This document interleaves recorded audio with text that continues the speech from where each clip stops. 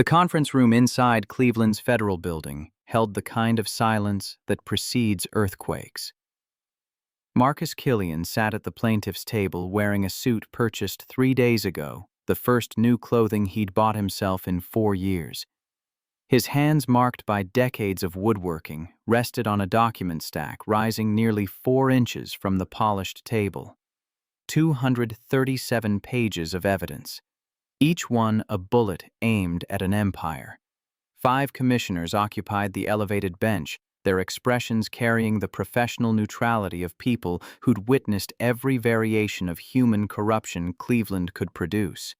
Behind Marcus, the gallery overflowed with more than 200 spectators, contractors whose names appeared in the evidence, journalists following scandal breadcrumbs, curious observers drawn by leaked reports of a billionaire CEO facing federal investigation. The side door opened. Every head swiveled. Isabella Ashford entered, 32 years old and worth more than most attendees would earn in 10 lifetimes. She walked past the defendant's table where her legal team expected her, sat down beside Marcus instead, at the plaintiff's table. The shock rippled through the room like thrown stone, disturbing still water.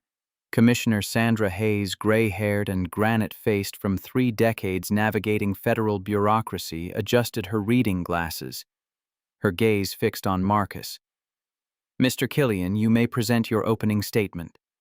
Marcus stood. The floor beneath him felt more solid than it had in 6 months.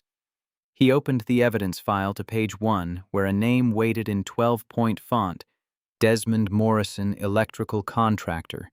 Contract value $63,000, actual payment $28,000. Discrepancy clause buried on page 53.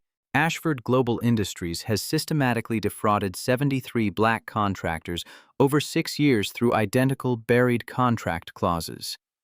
Average loss per family, $47,000. Total theft, $3.4 million. The method remains consistent, contracts appearing standard through page 46, with payment modifications and penalty clauses hidden deep enough that contractors never discover them until money fails to arrive. He slid the first exhibit toward the commissioners. Payment records, 2 columns. Left side showed black contractors averaging $51,200 in payment. Right side showed white contractors receiving $98,400 for identical work. This pattern persists across every quarter from January 2018 through December 2023.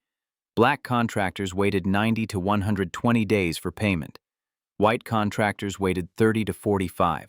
When 18 complaints reached Ashford Global's Human Resources Department, every single grievance was dismissed without investigation.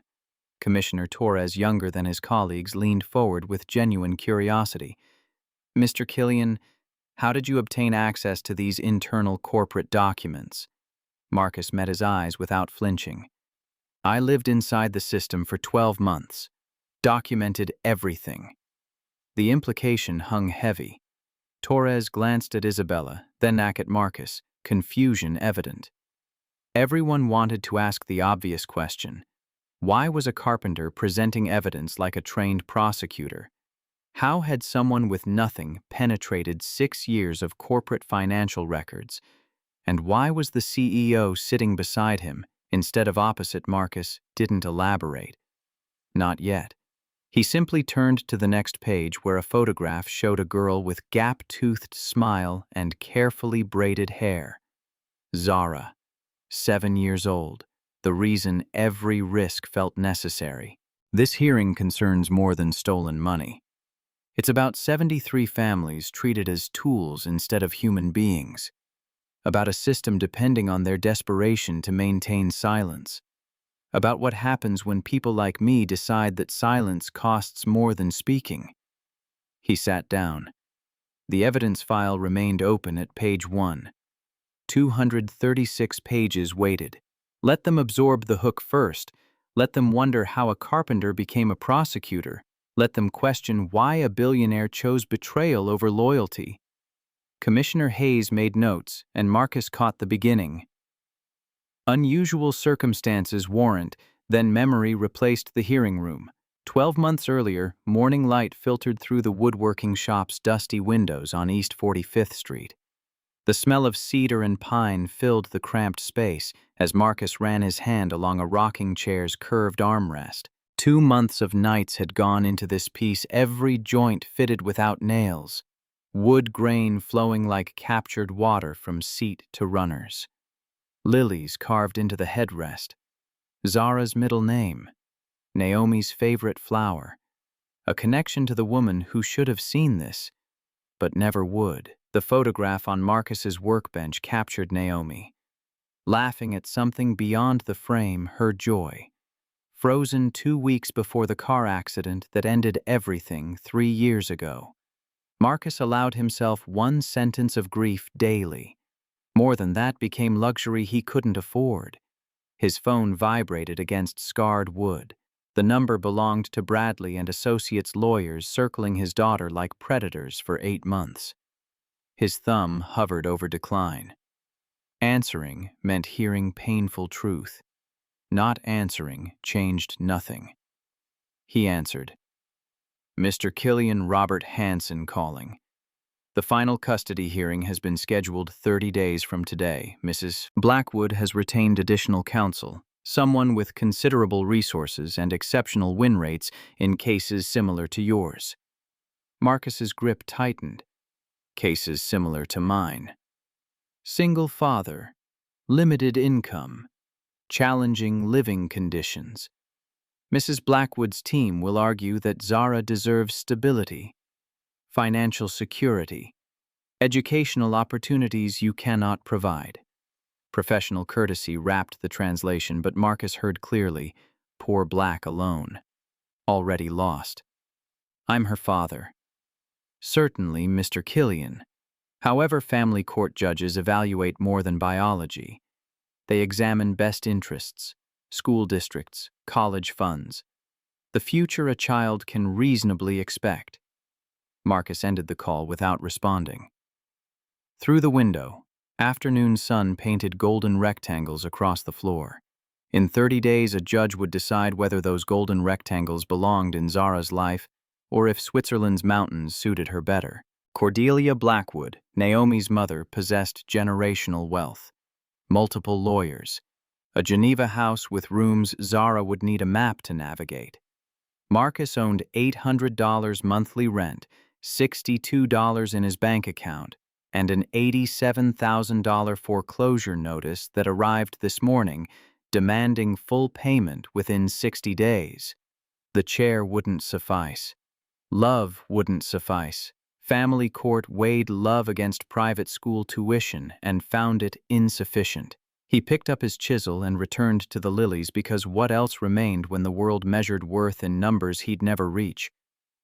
Wood, curled away in thin ribbons, each stroke a prayer, each prayer a lie about justice mattering more than money. The elementary school stood 3 blocks distant, its brick face weathered by a century of Cleveland winters.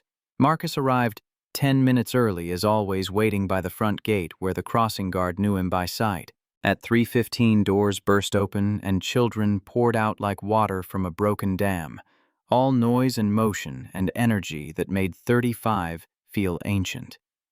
Zara emerged near the crowd's rear backpack, bouncing against her small frame braids already escaping the morning's careful work. She scanned waiting parents until finding him, and her face transformed into pure sunlight. "Daddy!" She ran. Marcus dropped to one knee and caught her lifting despite the growing weight reminding him she wouldn't fit in his arms much longer. She smelled like crayons and the strawberry shampoo he bought in bulk because nothing else prevented tangles. "How was school, baby?" "We learned fractions." Miss Anderson put my family drawing on the wall, and Emma shared her cookies, and we saw a butterfly during recess, and Tommy Jenkins said his cousin had to leave. His daddy, does that happen a lot? She talked the entire walk home, hand in his voice, filling spaces between buildings with stories about classmates and insects and mathematical concepts. Then came the question that stopped Marcus mid-stride. "Why do some kids have to leave their daddies?" Tommy said judges make them. I won't have to leave you, right? Because you're the best daddy and we have everything we need. Fear hid beneath 7-year-old conviction that fathers could fix anything. Marcus stopped walking, knelt so their eyes met level. You're not going anywhere, you hear me? You and me, we're a team. Nothing changes that. The lie tasted like ash. Zara studied his face with the perception children develop when adults start breaking, then wrapped arms around his neck and held on like she sensed truth beneath promises. They completed the walk in silence. That night, after dinner and bath and 3 chapters from their current book, Zara fell asleep clutching his shirt. Marcus sat on her bed's edge in the apartment above the shop, listening to her breathe, memorizing the sound against the possibility that 30 days from now, he'd be listening to silence instead.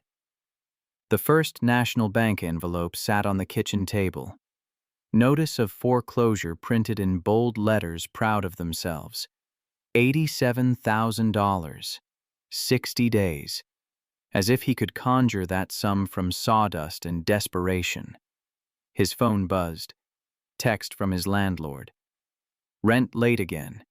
Need payment Friday or we discuss other arrangements. 800 by Friday. 87,000 in 60 days. 30 days until the custody hearing. The mathematics failed regardless of how many times Marcus calculated. His savings held $62. The shop generated $1,100 last month, his best revenue in 6 months, and $900 went to utilities and tool maintenance. He opened his laptop 7 years old and wheezing under pressure, searching for legal aid services. Every website said the same income requirements, waiting lists, limited availability. His income sat just high enough to disqualify him from free representation, but nowhere near high enough to afford lawyers capable of facing Cordelia Blackwood's legal army. Marcus closed the laptop and sat in darkness, performing mental arithmetic of impossibility. Sell equipment. Maybe $15,000 if lucky. Beg his brother for loans. Jerome lived paycheck to paycheck in Detroit with 3 kids. Take predatory loans. He'd researched those interest rates, burying him deeper than his current hole. No family to call, no safety net, no hidden ace. Just a rocking chair carved with lilies and the certainty that love didn't pay legal fees. Across the city where the skyline scraped clouds and buildings wore glass like armor, Isabella Ashford commanded her boardroom like a general commanding troops. The 47th floor of Ashford Global Industries headquarters overlooked Cleveland like a deity surveying offerings. From her position at the conference table's head, Bella could see the entire city spreading beneath her in neat grids of ambition and failure. The quarterly report projected behind her showed 8% growth, revenue climbing, profit margins healthy, stock price ascending steadily, by reasonable measures success. Unacceptable, the word sliced through expensive air. 12 executives earning 6 figures each avoided her gaze. I set 12% growth as target, you delivered 8. Someone explain why I should accept mediocrity when I hired excellence. Thomas Wright, VP of Operations, cleared his throat. 47 years old, 22 years with the company, $320,000 annual salary, about to be unemployed. Market conditions proved more challenging than projected. Consumer spending in our key demographics. Stop! Bella's level voice made it worse than shouting. I don't want excuses dressed as analysis. I want results. You had one job hit 12%. You failed. Security will escort you to collect belongings after this meeting. Wright's face went chalk white.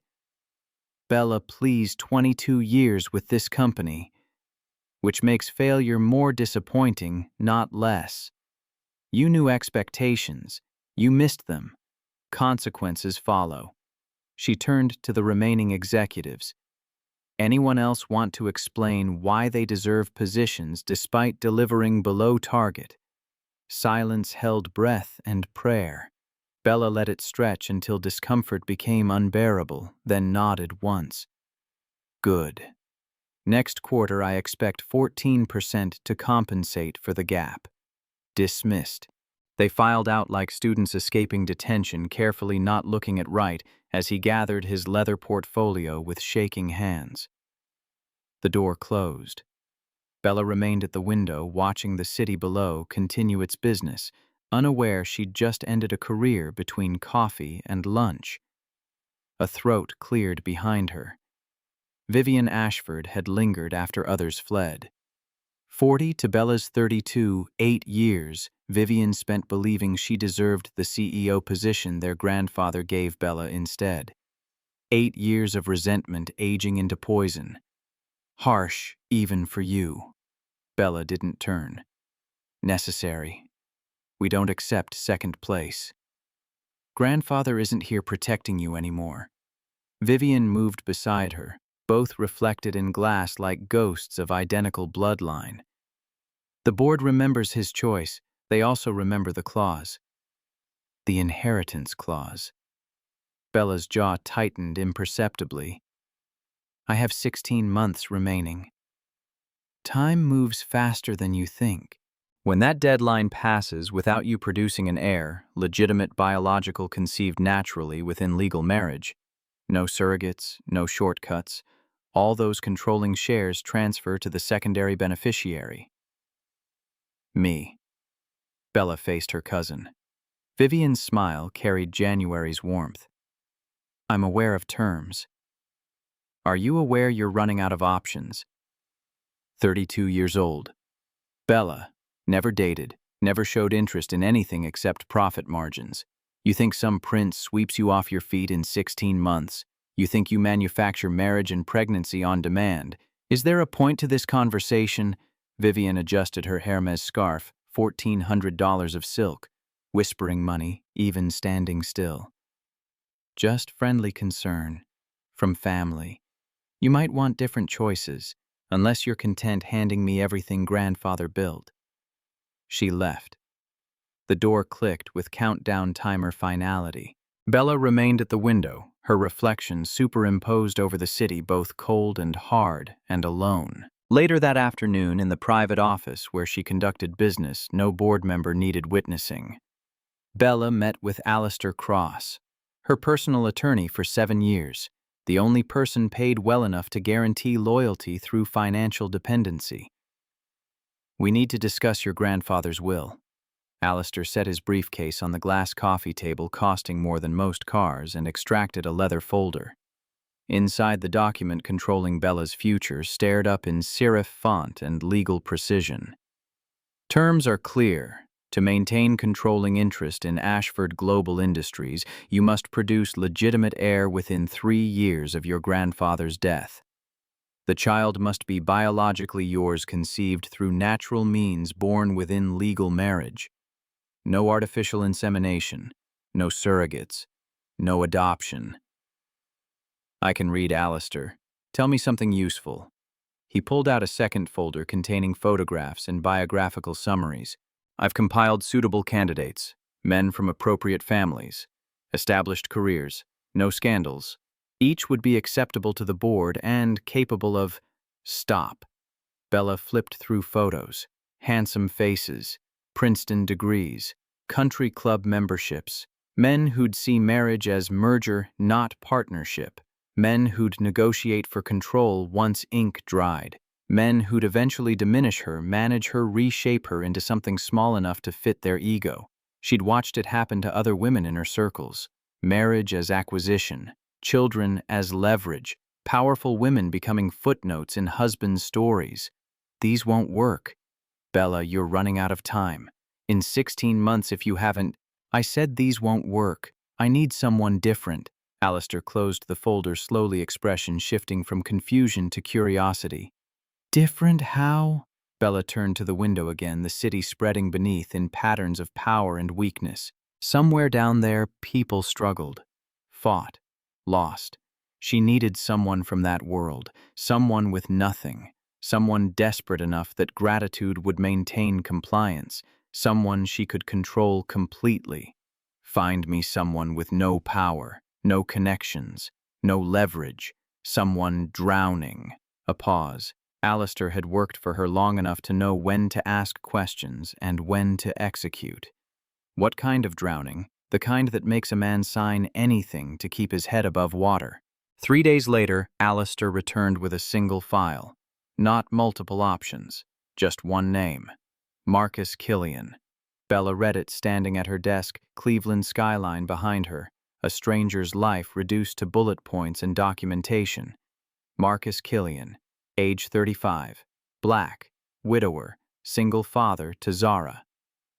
Killian, age 7, occupation woodworking, self-employed, annual income approximately $22,000, current debt $114,000, mortgage, medical bills from late wife's treatment, business loans, assets $8,000 in equipment, liabilities everything. The photograph showed a man with strong features and exhausted eyes standing in his shop with tools behind him like a portrait of honest work. His hands carried scars speaking years shaping wood. No wedding ring. That wound still fresh enough that gold felt wrong. What's the crisis? Alistair laid out additional documents like a dealer showing winning hands. Foreclosure notice $87,000 due 60 days. Custody battle, his mother-in-law Cordelia Blackwood filing for full custody. She's wealthy, Swiss residence, hired top-tier representation. He has no lawyer. Court date 30 days out. Bella absorbed information with efficiency, trained to spot weakness. His relationship with the daughter, by all accounts devoted. Primary caregiver since the wife died. Daughter thriving despite limited resources. Social services found no concerns. But Cordelia argues private school educational opportunities, financial stability. Arguments typically winning. He's going to lose. Almost certainly. Bella studied the photograph again. Marcus Killian's eyes stared back from glossy paper, and she saw exactly what she needed: a man at rope's end with no one throwing lifelines. Perfect desperation. Who represents Cordelia? Whitmore and Associates. Bella smiled without warmth. I know the managing partner. We've collaborated on several contracts. Call him. Let him know Ashford Global would like discussing retaining their firm for ongoing corporate work. Significant billable hours. Long-term relationship. Alistair's pen paused over his notepad. In exchange they ensure Marcus Killian understands exactly how hopeless his situation is. Push the custody case hard. Make clear he's outmatched. I want him desperate, Alistair. I want him seeing his daughter on planes to Switzerland every time he closes his eyes. You're manufacturing his crisis. I'm accelerating existing circumstances. The debt is real. The custody battle is real. I'm simply ensuring he understands full weight of both. Alistair made notes expression neutral in the way lawyers learned when clients ventured into moral gray zones. And his debts. Buy them. All of them. Use shell companies so it's not obvious. The mortgage, medical bills, business loans. I want leverage on every pressure point in his life. This is extensive manipulation, Bella. If he discovers, he won't. And even if he does by then, it won't matter. She closed the file and handed it back. How long to arrange? 4 to 6 months to acquire all debt positions without raising flags. Custody pressure can start immediately. Start immediately. I want Marcus Killian broken but not shattered. Desperate but functional. And when he's ready, when he's out of options and running out of hope, you'll call him about a furniture commission for Ashford Global's executive offices. Alistair stood gathering materials. And then Bella's reflection showed a woman who'd learned early that kindness was liability and control was survival. Her mother had abandoned her at 4, left her with a teddy bear, and empty promises drove away in a blue sedan still appearing in nightmares. Her grandfather raised her like an algorithm: optimize, dominate, win. He'd chosen her over Vivian because she was better at ruthlessness, because she could make hard choices without flinching. This was just another hard choice, another transaction, another victory to engineer. And then I'll make him an offer he can't refuse. 6 months passed. Marcus didn't know his foreclosure had been accelerated by a bank suddenly motivated to call in debts. Didn't know Cordelia's lawyers received encouragement to be particularly aggressive because their firm wanted maintaining good relationships with deep-pocketed corporate clients. Didn't know every door closing in his face had been pushed shut by invisible hands. He only knew that 30 days became 15, became 7, and his daughter still asked nightly if she had to leave, and he still lied and said no, while his bank account showed $62 and rent came due in 3 days, and the rocking chair sat finished in his shop waiting for a birthday. Zara might not be home to celebrate. The phone call came Tuesday morning. A woman's voice, professional and pleasant, asking if he'd be interested, discussing a furniture commission for a major corporate client. Ashford Global Industries needed handcrafted pieces for executive offices. Custom work. Significant budget. Would he be available to meet? Marcus said yes, because what else could he say? A commission like that could mean $10,000, maybe 15. Enough to hold off foreclosure, enough to hire a lawyer, enough to prove to a judge he could provide. He put on his only suit purchased for Naomi's funeral, now tight across shoulders, broadened from manual labor, and took the train downtown because his truck died 3 weeks ago and he couldn't afford repairs. The Ashford Global Tower rose from Cleveland's skyline like a monument to everything he wasn't successful, powerful, untouchable. The elevator climbed 47 floors. Marcus watched numbers tick upward and tried calculating how many hours of work each floor represented, how many chairs he'd have to build, how many perfect joints and sanded surfaces would equal the wealth that built towers instead of shops. The receptionist led him through corridors where even air felt expensive, past offices with glass walls and people wearing confidence like tailored suits. At a hallway's end, seemingly designed to intimidate, double doors opened into a penthouse office. Everything white, everything chrome, everything glass. Floor-to-ceiling windows offering views of the entire city, and standing before them, silhouetted against vast sky, a woman who seemed to own it all. She turned to face him. Isabella Ashford, 32 years old, features carved with precision, eyes that assessed and calculated and found him wanting in a heartbeat. She wore power like some women wore perfume, subtle until you got close, then overwhelming. "Mr. Killian, please sit." Her gesture indicated a chair positioned to put him lower than her desk, lower than her standing position, lower than everything. Marcus remained standing. "Your assistant mentioned a furniture commission." "I lied." The words landed with hammer bluntness. No apology, no pretense, just naked honesty delivered in a tone suggesting lying was business strategy, not moral failing. Bella walked to her desk and retrieved a thick folder, dropped it on the coffee table between them. The sound hitting glass spoke of weight and consequence. "Open it." Marcus hesitated, then reached for the folder.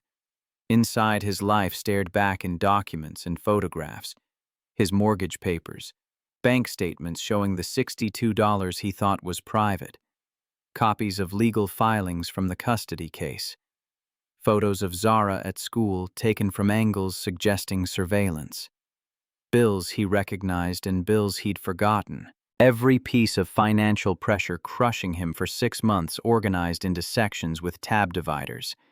His hands shook. "What is this?" Bella circled him slowly, heels clicking against marble. "Everything controlling your life. I own your mortgage, Mr. Killian. Purchased 3 months ago through a subsidiary. Your medical debt from your wife's treatment, acquired that too. Business loans keeping your shop operational. Mine, the law firm representing your mother-in-law in the custody case, I'm their largest corporate client. They're highly motivated to keep me happy." The folder slipped from Marcus's grip, papers scattered across the expensive coffee table like crime scene evidence. "Why? Because I need something from you, and I learned long ago that the best way to get what you need is making yourself indispensable first." She returned to her desk, opened a drawer, extracted a document bound in leather, 23 pages. Marcus could see the page count because his vision had gone sharp with adrenaline and fear. I need a child, a biological heir conceived naturally born within legal marriage. My grandfather's will stipulates these requirements, and if I don't fulfill them within 16 months, I lose controlling interest in Ashford Global to my cousin. Unacceptable. She slid the contract toward him. 12 months. You'll live in my home. We'll present as married couple in public. You'll fulfill biological requirements in private. In exchange, I'll eliminate every debt you carry. I'll ensure you win the custody case against your mother-in-law. And when our year concludes, I'll transfer $2 million to your account. Marcus stared at the contract like it might combust. You want to buy a baby? I'm offering you a business arrangement with clear terms and substantial compensation. You need money and custody. I need an heir and husband. Our needs align. Our needs. His voice cracked. He forced control back. You're talking about a human being, a child. I'm talking about a solution to both our problems. You can pretend this is about morality if it makes you feel better, but we both know you're out of options. 7 days until foreclosure becomes final. $62 in your account and a daughter who asks every night if she has to leave. You can't afford principals, Mr. Killian. You can barely afford rent. The words landed like physical blows because they were true. Every syllable true. Marcus looked at the woman before him in her $10,000 suit and understood she'd studied him like a problem to solve, identified every weakness, designed an offer calculated to exploit them all. I want you to leave. Read the contract first. Page 47. I think you'll find it particularly interesting. Marcus opened the contract with hands feeling disconnected from his body, flipped through pages of legal language until reaching page 47, where a clause waited in 8-point font. Upon successful conception and birth of viable heir, all parental rights, custody, and legal guardianship of resulting child shall belong exclusively to Party A, Isabella. Ashford. Party B, Marcus Killian relinquishes all claims to custody, visitation, or contact. Party B acknowledges that biological contribution does not constitute parental relationship under terms of this agreement. He read it twice, 3 times. The meaning didn't change. You want me to give you a baby and then never see the child again. I want a clear contractual arrangement protecting both parties' interests. You'll have your $2 million and your daughter. I'll have my heir and my company. Everyone gets what they need. You're asking me to create a child I'll never know. Bella's expression didn't change. If she felt anything about the cruelty embedded in page 47, it didn't show. I'm asking you to make a choice. Sign the contract and save your daughter. Or walk away and watch her board a plane to Switzerland in 7 days while you pack boxes from a home that no longer belongs to you. The office went silent except for soft climate control hum and distant traffic 47 floors below. Marcus looked at the contract, then at the folder showing every financial pressure point in his existence, then at the woman holding all leverage. You're a monster. I'm a pragmatist, and you're running out of time. The offer expires when you leave this office.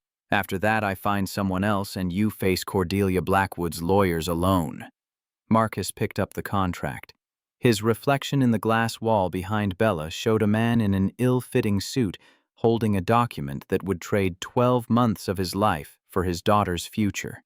Zara's face appeared in his mind, gap-toothed smile. Braids never staying perfect the way she held his hand like he was her whole world. What would he tell her? Sorry, baby, but Daddy couldn't save you because selling himself felt wrong. Sorry, but principles matter more than keeping you home, the words emerged before he could stop them. Quiet but certain. I have conditions.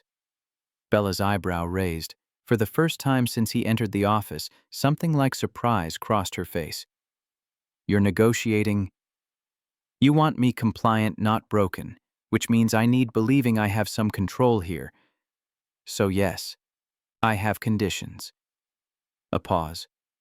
Bella studied him with the focus of someone reassessing initial evaluation. Go on. Zara stays with me, full time. She lives where I live, which means she lives in your house for these 12 months. No boarding school, no nanny raising her while I fulfill contractual obligations. Agreed. I can terminate this arrangement at any point if you mistreat her. Any point. No penalties, no consequences. Define mistreat. You know what it means. Don't make me spell out basic human decency. Bella's lips curved into something that wasn't quite a smile. Agreed. Anything else? The conception clause gets renegotiated before he couldn't say it. Before any of that happens, I'm not signing away a child I haven't even created yet. Now Bella did smile, cold and sharp and genuinely amused. You're not as weak as I thought, Mr. Killian. I'm not weak at all, Ms. Ashford. I'm just out of options. She extended her hand. Marcus stared at it, manicured nails skin, never seeing calluses, fingers, never creating anything except wealth. He shook it anyway.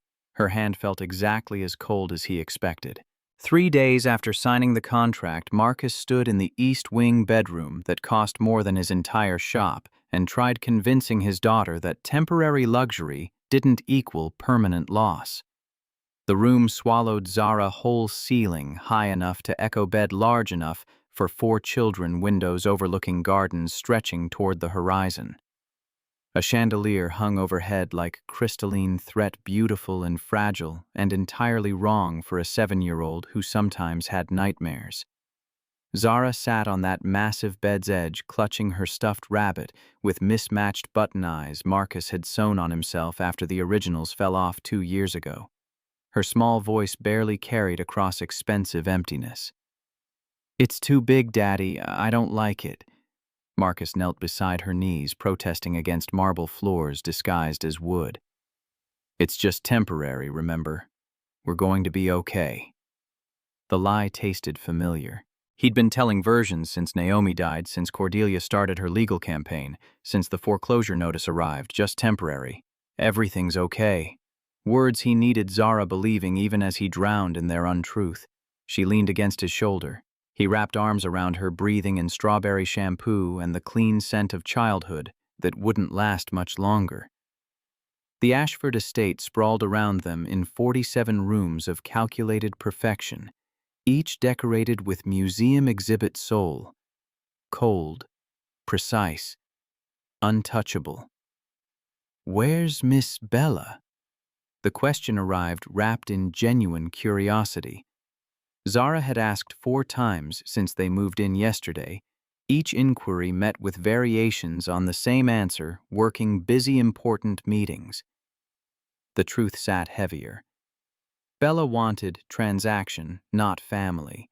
She'd made that clear during contract signing when she outlined expectations like reading from corporate handbooks, public appearances when necessary, private distance otherwise. Zara would have everything she needed materially. Emotionally wasn't part of the agreement.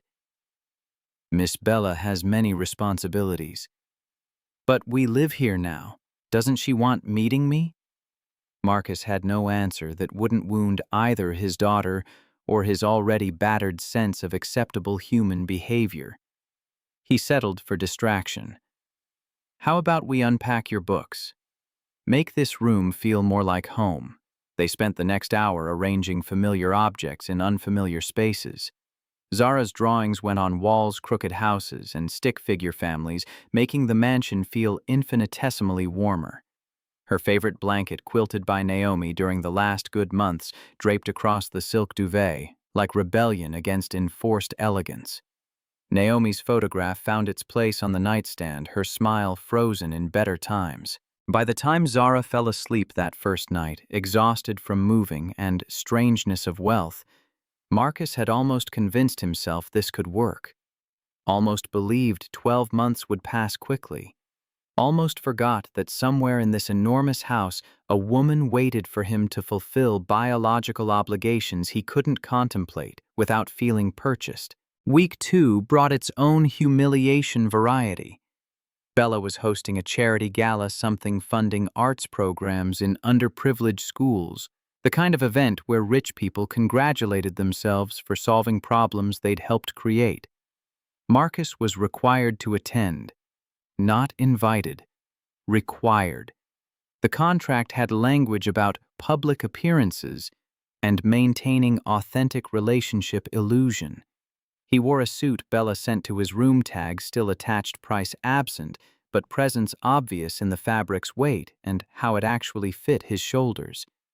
Downstairs, the mansion had transformed into something from a different century, string quartet in the entrance hall, waiters circulating with champagne costing more per glass than Marcus used to spend on groceries, women in gowns whispering wealth with every movement. Zara had been thrilled when Bella's assistant mentioned she could attend the first hour. A real party with music and fancy dresses and tiny desserts arranged like art. She'd put on her nicest dress, purchased for a school concert last year already.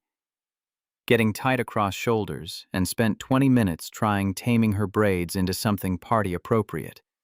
Marcus watched her descend the grand staircase with hand on railing, gap-toothed smile lighting up calculated elegance surrounding them, and felt his chest constrict with love and terror.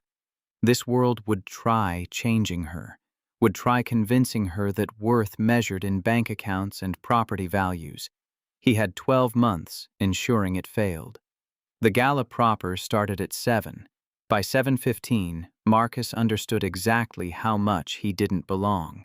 Conversations swirled around him in languages of investment portfolios and summer homes and children at boarding schools whose names carried prestige like diplomas. He stood near a marble column, champagne untouched in hand, watching Zara explore the dessert table with wonder that made him simultaneously proud and heartbroken. A woman approached her. Mid-40s diamonds that could fund a small country smile sharp enough, drawing blood. Her daughter, maybe 9, stood beside Zara, examining the chocolate fountain with scientific interest. The woman's hand shot out, gentle but firm, pulling her daughter back. "Not with her, sweetie. Come over here." The words carried across party noise like a slap. Zara's smile faltered. The other little girl looked confused but obeyed, glancing back at Zara with the apology children learn when adults teach them division starts with skin color. Marcus moved before conscious thought engaged. 3 strides brought him to Zara's side, his hand finding her shoulder as she stood frozen by rejection, too young to fully understand, but old enough to feel. "Is there a problem?" The woman's eyes traveled up Marcus's frame, cataloging and dismissing him in a blink's time. "No problem. Just collecting my daughter." She walked away. Zara's hand found Marcus's, and he felt the tremor she was trying hiding. Around them, the party continued its expensive oblivion. No one else noticed. Or maybe they had, and simply didn't care. "Daddy, why didn't she want her daughter playing with me? Because people are cruel. Because racism wears evening gowns and diamond necklaces. Because your beautiful brown skin will be a weapon people use against you your entire life, and I can't protect you from all of it no matter how much I want to." "Some people make bad choices, baby. That's their problem, not yours." Across the room, another conversation unfolded that Marcus couldn't hear, but could read in body language alone. A man in his 60s, silver hair and posture, screaming old money, speaking with Bella near the champagne fountain. His gaze kept drifting to where Marcus stood with Zara assessment in every glance. "Your husband is unexpected. Does he have real employment, or is woodworking more hobby?" Bella's smile never wavered, but something behind her eyes went colder. "Marcus is a master craftsman and architect. His furniture has been featured in several design publications." "How modern of you." "And the child?" "His daughter, Zara. Quite the ready-made family." The man's tone suggested ready-made meant inferior substitute, lesser than. "I hope you know what you're doing, Isabella. These kinds of arrangements rarely work well. The class differences alone." "I appreciate your concern, Richard. unfounded as it is. Bella excused herself and crossed the room to where Marcus stood. Up close, her expression revealed nothing except practiced pleasantness, but her voice carried an edge. "Everything all right?" Marcus met her eyes and saw what he'd been seeing since signing the contract, a woman viewing him as solution to problem, not person worth knowing. Still, something in her question held actual curiosity, maybe even concern, and he found himself answering honestly. "Zara just learned that rich people's racism looks like everyone else's, just better dressed." Bella's gaze shifted to Zara, who'd moved to a corner examining the string quartet with intense focus, trying disappearing into music. When Bella looked back at Marcus, something in her face had shifted. Not much, just enough that he noticed. "I'll speak to security about guest screening." "That won't fix the problem." "No, but it will clarify that certain behavior isn't acceptable in my home." She walked away before Marcus could decide if that counted as standing up for his daughter or simply protecting property value. Probably both. Bella Ashford didn't do things for single reasons. That night, after guests left and Zara finally fell asleep asking questions, Marcus couldn't answer. He found his way to the kitchen, searching for something quieting, the anger still burning in his chest. The house had gone silent. Servants vanished to wherever staff disappeared. When not actively serving, lights dimmed to settings suggesting even electricity was expensive. A voice emerged from shadows near the pantry, startling him. "You handled that well tonight. The incident with Zara." Marcus spun. A woman stepped into dim light 50s black, wearing sensible shoes, speaking of long hours on feet.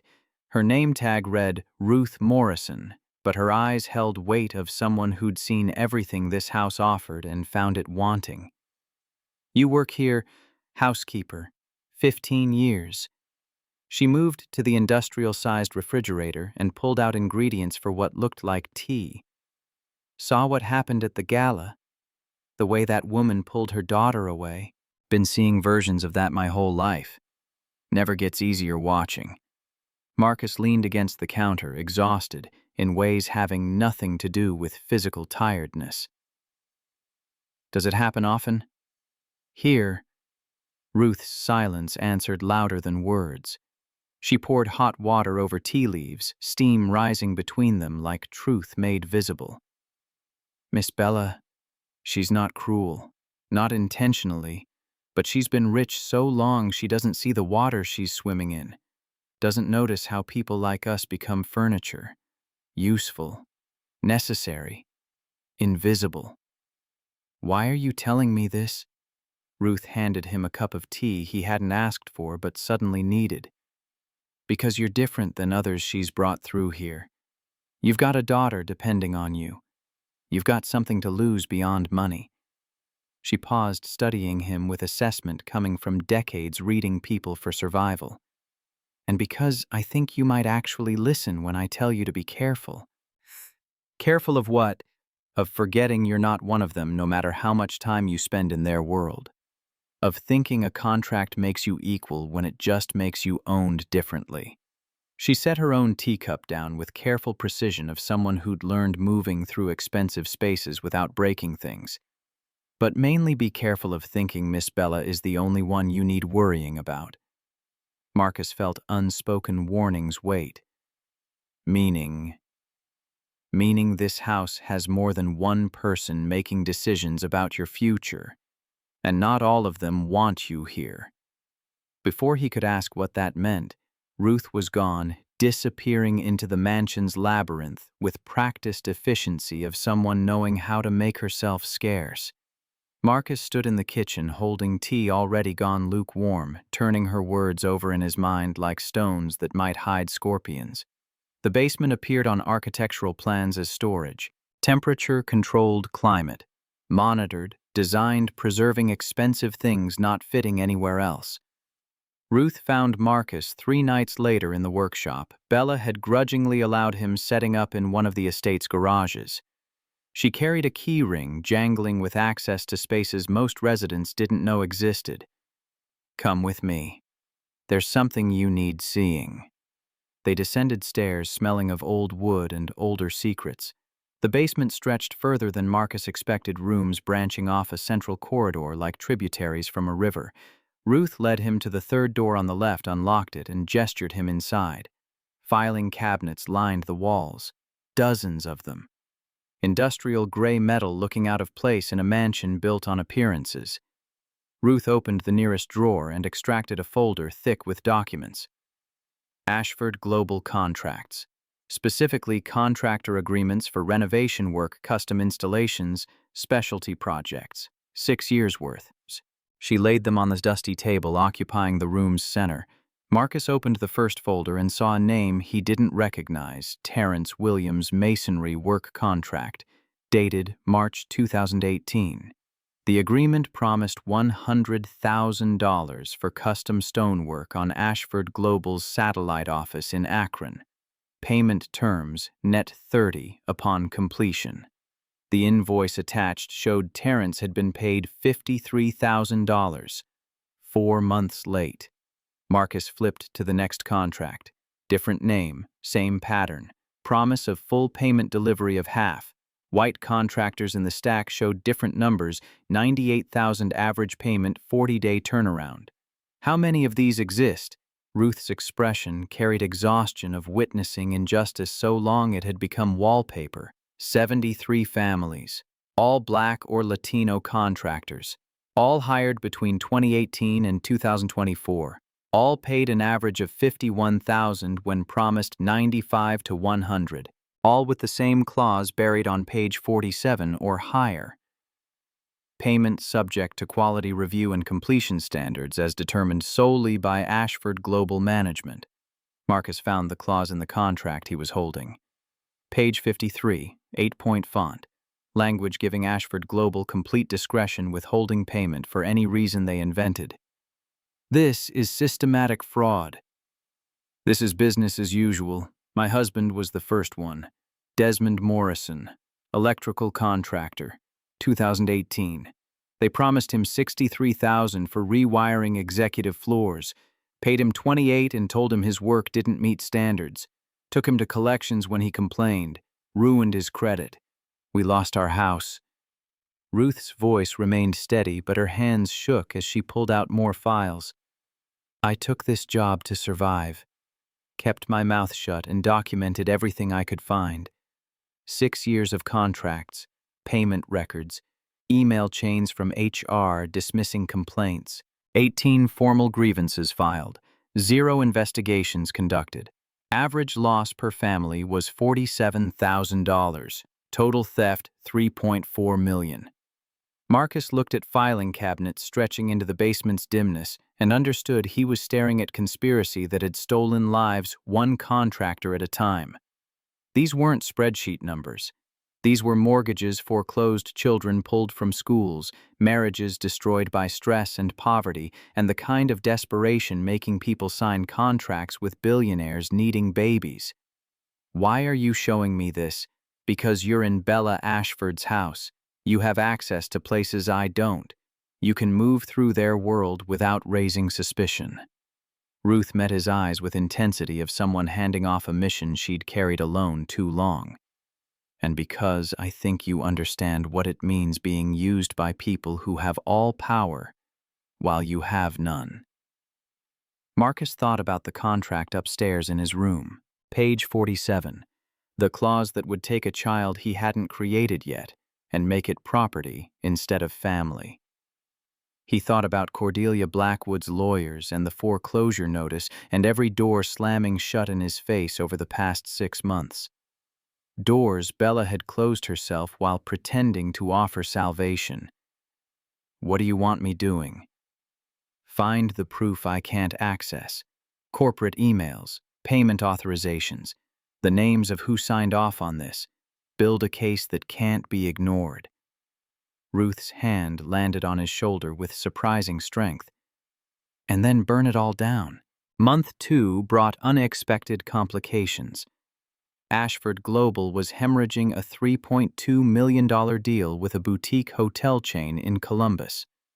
The client wanted authentic handcrafted furniture, the kind of pieces carrying soul instead of assembly instructions. Bella's design team had produced renderings looking computer-generated because they were. Soulless. Perfect. Empty. Marcus overheard the conference call from the hallway outside Bella's home office. Desperation leaked through expensive soundproofing. If we lose Meridian Hotels, we lose the entire hospitality sector. They're trendsetters. Other chains follow their lead. Bella's response carried the edge Marcus had learned recognizing as rage, disguised as ice. Then don't lose them. Fix this. We've tried. They want artisan quality. They want pieces looking touched by human hands, not machines. That's not our expertise. A pause. Marcus imagined Bella at her desk calculating options with speed of someone viewing obstacles as insults. When she spoke again, her tone had shifted. Give me 24 hours. The call ended. Marcus heard footsteps approaching the door and moved away, but not quickly enough. Bella emerged and found him standing in the hallway with the expression of someone who'd been caught eavesdropping because he had. How much did you hear? Lying seemed pointless. Enough knowing you're about losing $3 million because your team doesn't know the difference between furniture and sculpture. Something flickered across Bella's face, surprise maybe, or recalculation. And you do. I know that when someone wants handcrafted, they want seeing the maker's choices in the wood. They want grain telling stories and joints requiring judgment instead of jigs. They want imperfection, proving a human being cared enough, making something beautiful. Bella studied him with focus she usually reserved for quarterly reports. Can you produce designs by tomorrow morning? Full portfolio. Renderings, if possible. Marcus thought about the laptop in his room. 7 years old. Barely functional. Loaded with software he'd pirated during leaner years and design templates he'd created for the shop that never attracted clients wealthy enough caring. Give me access to actual design software, and I'll have 20 pieces rendered by sunrise. Why would you help me?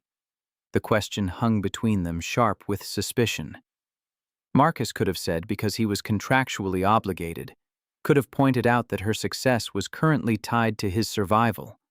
Instead, he told her truth that surprised them both. Because I'm good at this, and I'm tired of pretending I'm not. 48 hours later, Marcus sat in the conference room while Bella presented his portfolio to Meridian Hotel's acquisition team via video call. Each piece on the screen carried his signature furniture, balancing function with artistry.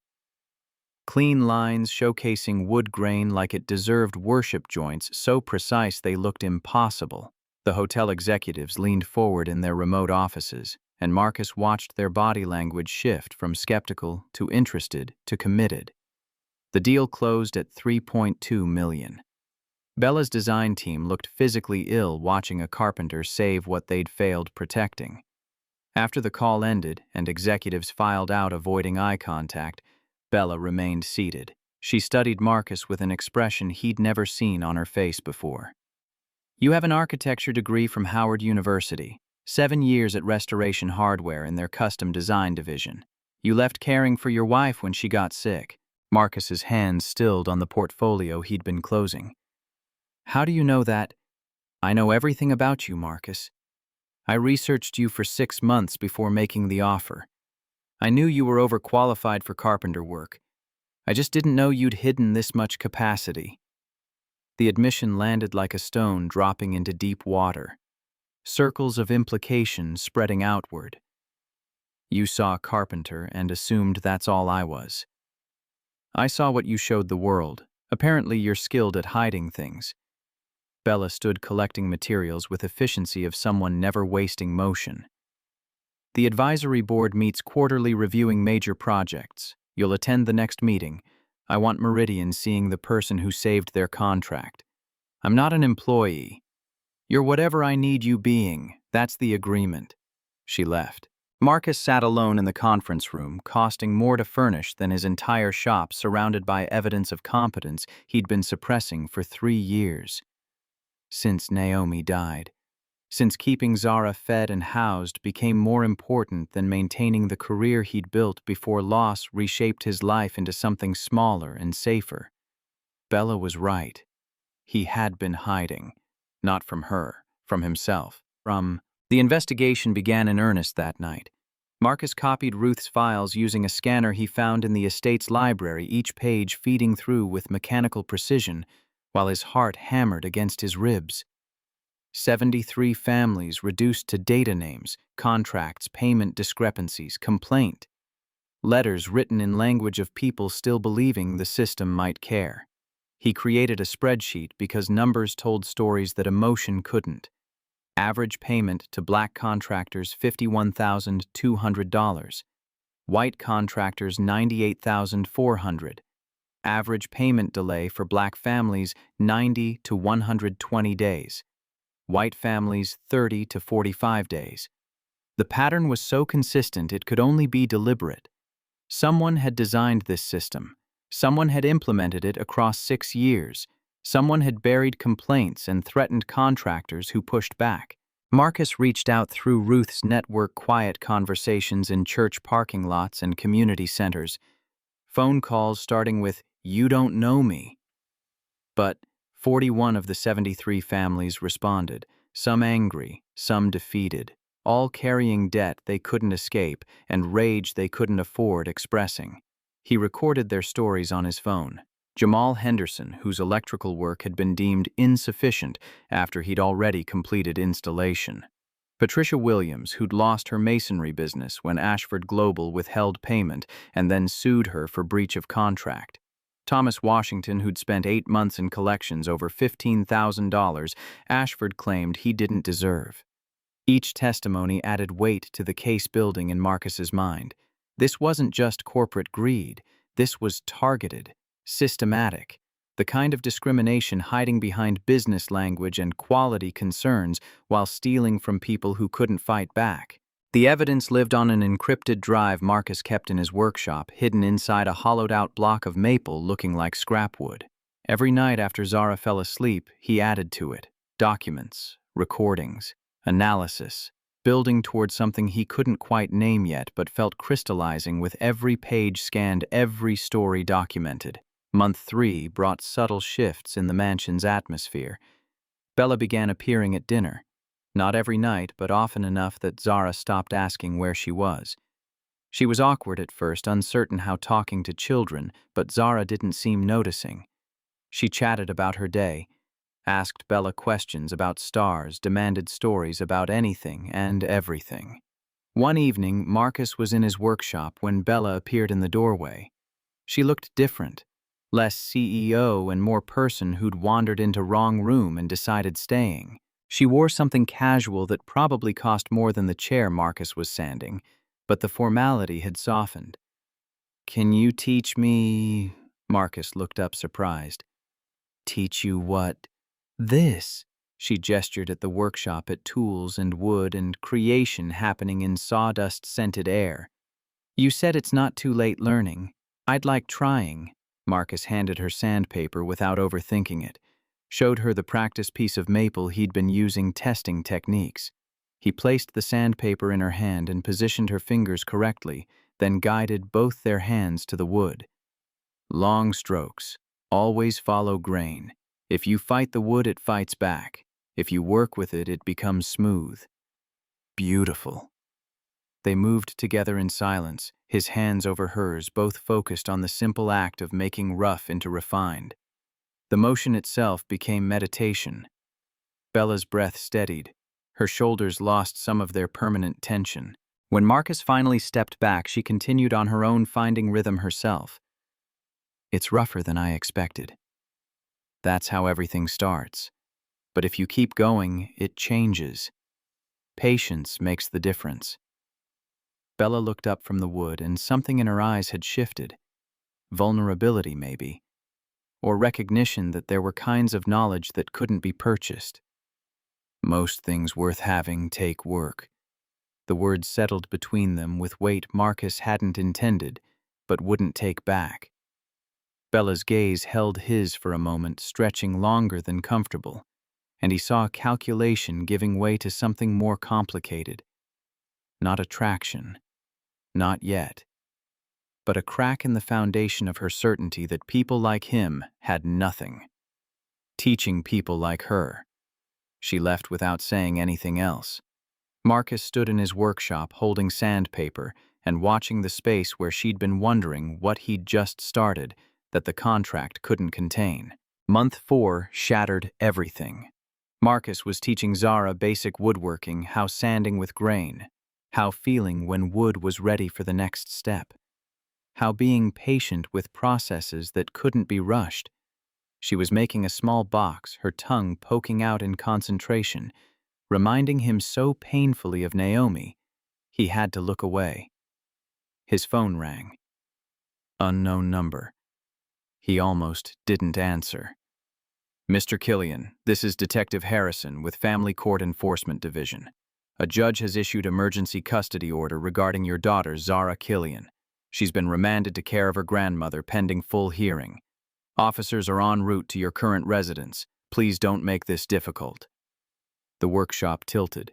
Marcus's hand found the workbench to steady himself against gravity that had suddenly turned hostile. What no? You can't. We have an agreement. I have custody. The emergency order supersedes existing arrangements. Mrs. Blackwood's attorneys presented evidence of unsuitable living conditions and questionable life choices. The judge agreed that immediate removal was necessary for the child's welfare. Through the workshop window, Marcus saw them. 2 police cruisers pulling up the estate's long driveway, black sedans following, Cordelia's lawyers here witnessing the extraction.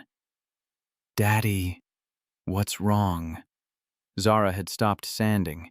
Her face carried worry. Children shouldn't have feeling but learn anyway when the world keeps breaking promises. Marcus ran. Out of the workshop across the immaculate lawn toward the front gate where vehicles were parking.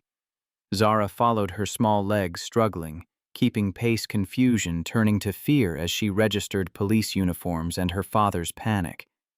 The first sedan's door opened. Cordelia Blackwood emerged wearing grief like expensive perfume. 62 years old, silver hair, perfect posture suggesting money and moral authority were identical. She'd never approved of Marcus, never forgiven Naomi for choosing love over status, never accepted that her granddaughter belonged anywhere except under her control. Marcus, please don't make this harder than necessary. An officer approached, credentials in hand expression, apologetic but resolved. Mr. Killian, we need collecting Zara now. She's my daughter. Sir, I understand this is difficult. You don't understand anything. Zara's hand found his, squeezed with desperate strength. Her voice came out small and broken. Daddy, why are police here? Cordelia moved forward, her approach calculated, looking compassionate for officers watching. She knelt down to Zara's level, manufactured warmth in her smile. Hello, sweetheart. I'm your grandmother. We're going on a little trip together, just for a while. I don't want going. I want staying with Daddy. I know, dear, but sometimes grown-ups have making difficult decisions for children's own good. You'll understand when you're older. Marcus pulled Zara behind him, his body between her and everyone trying taking her away. The officers' hands moved to their belts, not weapons, but the posture shifted. Warning. Marcus forced himself breathing, thinking not doing anything, making this worse.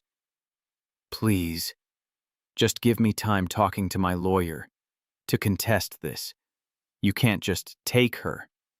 Cordelia's expression hardened beneath the compassionate mask. The judge believes she's at risk, living in a house where you're not even married to the owner, involved in some kind of contract arrangement suggesting highly questionable judgment. You did this to yourself, Marcus. The words landed like punches. Marcus's vision narrowed to Zara's face, tears starting streaming, her whole world crumbling around her, because adults with money and power had decided her father's love wasn't sufficient protection. One of the officers moved in, professional but firm. Another took Zara's other hand. She screamed. a sound Marcus would hear in nightmares for the rest of his life, high and desperate and utterly betrayed. "Daddy, Daddy, don't let them take me. Please." They pulled her toward the sedan. Marcus tried following and found himself blocked by the second officer, a wall of authority he couldn't breach without violence that would only prove them right about his unsuitability. "Sir, you need stepping back. She's my daughter, and she'll be safe with her grandmother while the court reviews the situation. You'll get a hearing date. You can present your case then." Zara fought every step, her small body twisting against adult hands holding firm but gentle. They got her into the car, her face pressed against window hands, splayed against glass, mouth open. In subs Marcus couldn't hear but felt in every cell of his body. The sedan pulled away, down the long driveway, through the gates closing behind it with mechanical precision. Marcus ran after it, his legs carrying him down that perfect asphalt, while his daughter's face receded into distance. Out of his protection, out of his life. The gates shut. Metal on metal. Final. He collapsed against them, fingers curled through wrought iron, watching taillights disappear around the curve, taking her out of sight, out of his reach, out of his world. Behind him, the estate stood silent. 47 rooms of luxury, and none of it could stop this. None of it mattered. He had money now. Bella's money. Contractual money, and it meant nothing because Cordelia had more. Had connections. Had judges in her pocket and lawyers knowing how weaponizing words like questionable judgment and unsuitable conditions. Footsteps approached from behind. Marcus didn't turn. Didn't want seeing Bella's face, didn't want her pity or her explanations or her cold calculation about how this affected contract terms. This was Vivian. The words stopped him.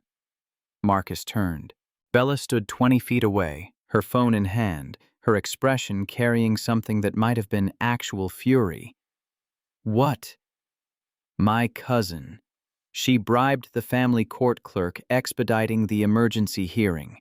Paid off Cordelia's lawyers pushing harder. She's trying destabilizing you, making you break the contract." Marcus laughed. The sound came out broken. "She succeeded. No, we fix this. I can call my lawyers. Your lawyers work for you. Everyone works for someone. That's the whole problem." Marcus's voice cracked on the last word. "You bought me. Vivian bought the court. Cordelia bought the police. And my daughter pays the price because I don't have enough money buying anything." Bella stepped closer. For once in her life, she looked uncertain. "I didn't know this would happen." "Doesn't matter what you knew. Matters what you did. You're all the same. Buying people. Using people. Throwing money around until you get what you want and never counting the cost to anyone who can't afford fighting back."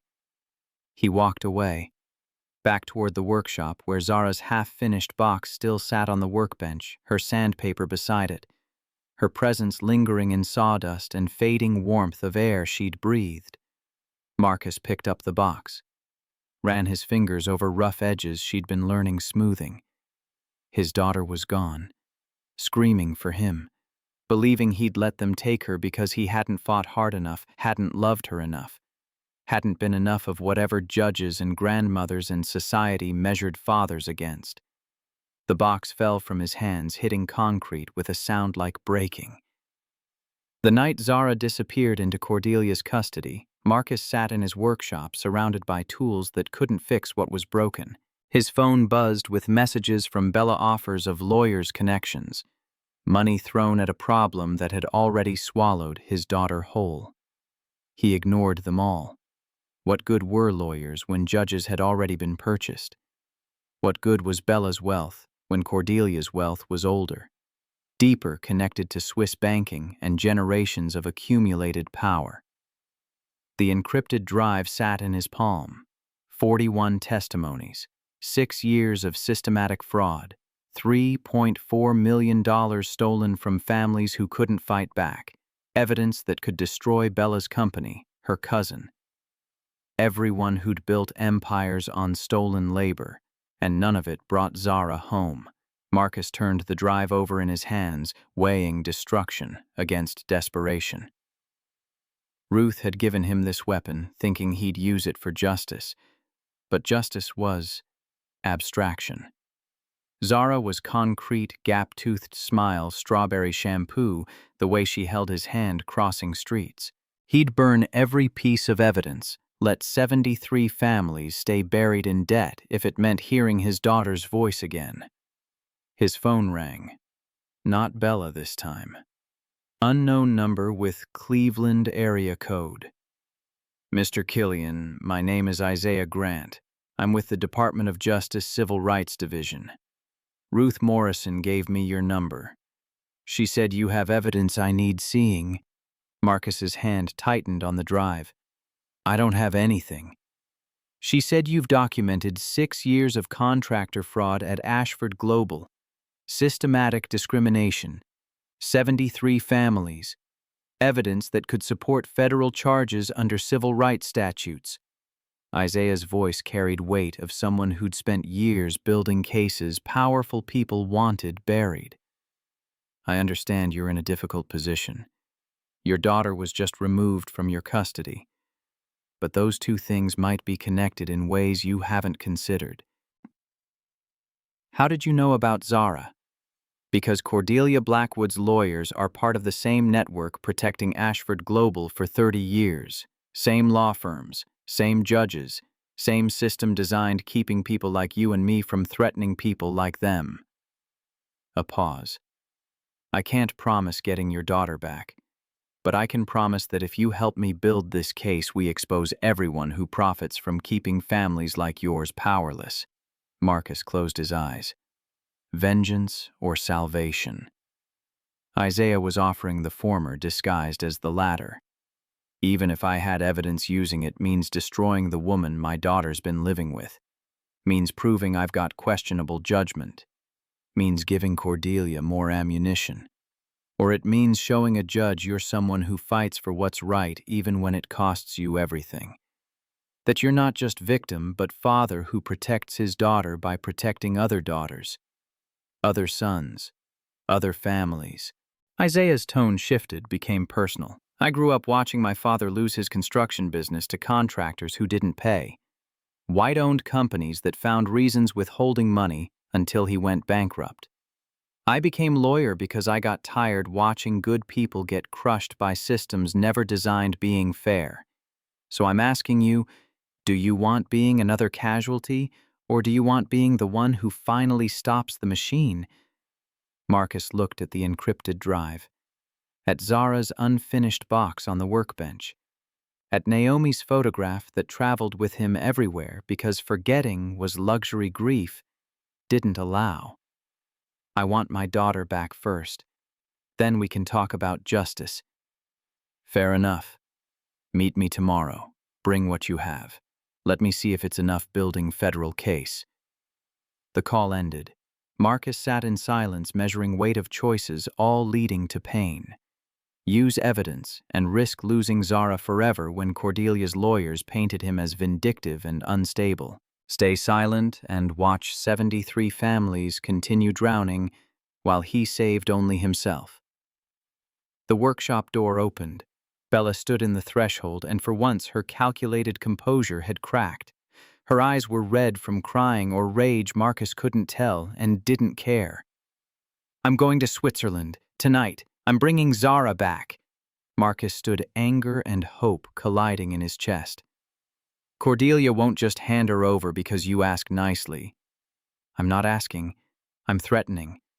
My attorney found irregularities in Cordelia's tax filings, significant irregularities, the kind triggering federal audits and criminal investigations. Bella's voice carried sharp edge of someone reverting to the only language she spoke fluently, leverage. She gives me Zara, or I make sure every regulatory agency in 2 countries knows exactly how she's been hiding assets. You'd do that, risk your relationship with your lawyers, your connections, all of it. Bella met his eyes without flinching. I'd burn every relationship I have if it means that little girl stops crying for her father. Bella left on a red-eye flight. Marcus spent the night alternating between his workshop and Zara's empty room, unable staying in either place long enough for absence suffocating him. By sunrise, he'd made his decision. He called Isaiah Grant and arranged meeting at a coffee shop in downtown Cleveland, neutral ground, where federal investigators and desperate fathers could plot against empires. Isaiah arrived precisely on time, carrying leather briefcase that had seen years of use and wedding ring, suggesting someone waited at home hoping he'd win more cases than he lost. Mid-40s black, with the kind of exhaustion coming from fighting battles where victory meant slightly less injustice instead of actual justice. Marcus slid the encrypted drive across table. 73 families. 6 years. Contracts, payment records, email chains showing HR dismissed every complaint. Testimony from 41 contractors willing going on record. Isaiah connected the drive to his laptop, his expression shifting as he scrolled through files. Minutes passed. The coffee shop's ambient noise, espresso machines, hissing conversations overlapping, faded into background static. This is comprehensive. Almost prosecutorial-level documentation. Isaiah looked up. How did you get access to internal HR files? Someone who's been documenting this longer than I have. Someone who lost her husband to the same system. Ruth Morrison, the housekeeper. Isaiah made a note. She'll need protection. Whistleblowers in these cases tend facing retaliation. Can you actually build case from this? Isaiah's fingers moved across his keyboard, cross-referencing documents against federal statutes. Title VII violations. Civil Rights Act of 1964. Possibly RICO if we can prove conspiracy. The payment disparities alone, $51,000 versus $98,000 for identical work, that's prima facie discrimination. Add the systematic burial of complaints and we've got institutional pattern and practice. He paused, his gaze sharpening. But this goes deeper. These shell companies routing payments, the 30-year timeline, the involvement of multiple executives. This isn't just Ashford Global. This is generational corruption. Marcus felt something shift in his chest. Not hope exactly, but possibility of hope. What do you need from me? Testimony. On record. At Labor Relations Commission hearing. We'll need presenting this publicly expose the system so thoroughly that no judge, no lawyer, no wealthy grandmother can make it disappear. Isaiah closed his laptop. But I need being honest with you. Going public means your life gets examined. Your contract with Isabella Ashford. Your living situation. Everything Cordelia's lawyers want using against you becomes public knowledge. Will it help getting Zara back? It might. Judges respond to public pressure. If you're the man who exposed 30-year fraud conspiracy protecting 73 families, you're not just desperate father. You're someone with moral authority. Someone who chose the harder right over easier wrong. The words settled into Marcus's bones. He thought about Naomi, who'd chosen him over her mother's wealth and never regretted it. Who'd taught him that integrity wasn't luxury, but requirement. Who'd want him fighting not just for Zara, but for every family coming after every contractor who'd face this same system if someone didn't finally break it. When's the hearing? I can expedite it. 10 days. That gives us time preparing testimony, getting protective orders for witnesses, and notifying Ashford Global's legal team. Isaiah extended his hand. This won't be easy. They'll come at you with everything. But if you're willing standing, I'll stand with you. Marcus shook his hand, feeling calluses of someone who worked with his mind but understood value of working with hands. Let's expose them all. 4 days later, Bella returned with Zara. Marcus was in the workshop when he heard the car pull up at 2 in the morning, heard small feet running across gravel, heard the sound he'd been praying for since police took her away. "Daddy." He met her at the workshop door, dropping to his knees as she crashed into him.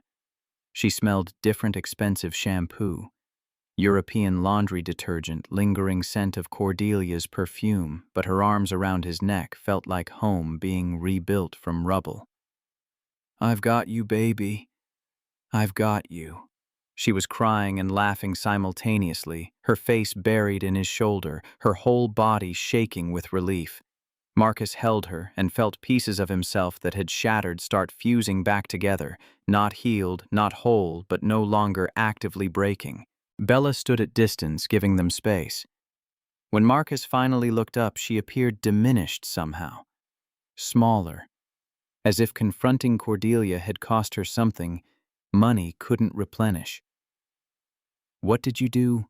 What I should have done from beginning." Threatened her with consequences she couldn't ignore. Federal tax evasion charges, asset seizures, public scandal that would end her social standing. Bella's voice carried no triumph. "She released Zara, voluntarily. The custody order gets reversed tomorrow." Marcus stood, Zara still clinging to him. Why? The question held layers. Why help him? Why risk her own connections?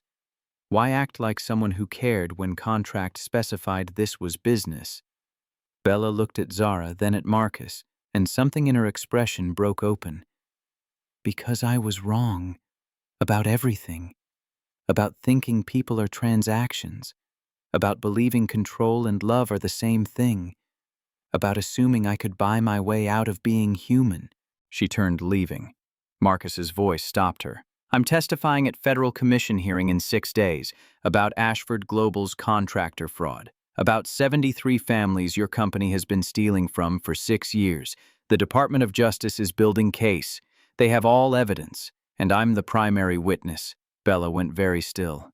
"You're destroying my company." "I'm exposing crime. There's difference." The words hung between them, sharp with echoes of their first conversation. "You bought me. There's difference." Now tables had turned and Marcus held all leverage. "I could invoke the NDA clause in our contract, prevent you from testifying, sue you for breach if you proceed. You could, and you'd prove every terrible thing I've thought about you since I walked into your office and saw my life reduced to folder." Marcus shifted Zara's weight, her head resting against his shoulder, already falling asleep with sudden security of children believing their parents can fix anything. "Or you could choose different. You could testify with me, against Vivian and whoever else enabled this. You could be the person who dismantles what your grandfather built instead of the person protecting it." Bella's hands trembled. Marcus watched her face cycle through calculations, weighing loyalty against morality, family against justice, empire she'd inherited against the person she might still become. "I need time thinking." "You have 6 days. The hearing's scheduled. With or without you, I'm standing up there telling truth about what Ashford Global has done to families who couldn't fight back." Marcus moved toward workshop door, Zara solid and real in his arms. "Decide who you want being when truth comes out. The person who enabled it or the person who stopped it." The next 3 days passed in preparation. Isaiah arrived with boxes of documents, legal precedents, testimony guidelines. They sat in Marcus's workshop late into nights building case as carefully as Marcus had once built furniture. Every joint precise, every connection, load-bearing, every element designed withstanding scrutiny pressure. Ruth provided context documents couldn't capture, names of HR directors who'd buried complaints, dates when Vivian had personally signed off on reduced payments. Email threads proving Silas Crane, Ashford Global's CFO, had created shell companies specifically hiding money from contractors who'd completed work in good faith. Silas has been with company 30 years, since before Bella was born. He learned this system from her grandfather.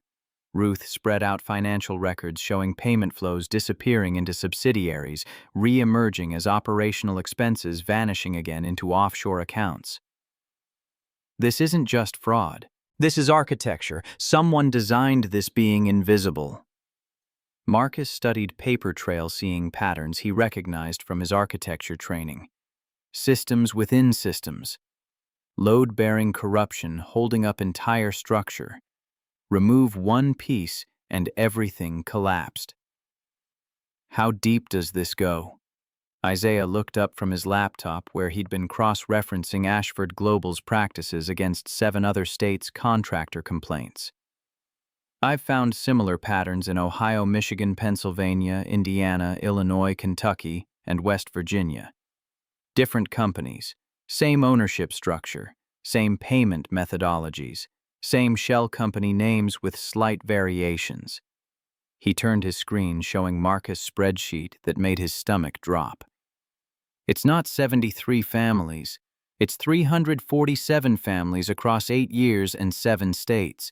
Total estimated theft, $18.3 million. The number sat in the workshop like physical presence, 18 million. Stolen in increments small enough that individual contractors couldn't afford fighting. Distributed across enough time and geography that no one saw a pattern until someone stood far enough back seeing whole picture. Ruth's hands shook as she absorbed the scale. Desmond was just one. One story in 347 stories. All of them thinking they were alone. All believing they'd failed instead of been robbed. We tell all their stories. Marcus's voice came out harder than he intended. Every single family gets named in testimony. Every stolen dollar gets accounted for. We make it too big, ignoring too documented, denying too public burying. Isaiah made notes, his lawyer's mind already structuring presentation. The commission hearing will go long, maybe 3 hours of testimony. We'll need being systematic start with pattern drill down into specifics, build to institutional scope. Marcus, you'll lead. Ruth, you'll corroborate. I'll provide legal framework and federal statute violations. He paused. If Isabella Ashford testifies with us instead of against us, it changes everything. Corporate insider with immunity is the kind of witness ending careers and starting indictments.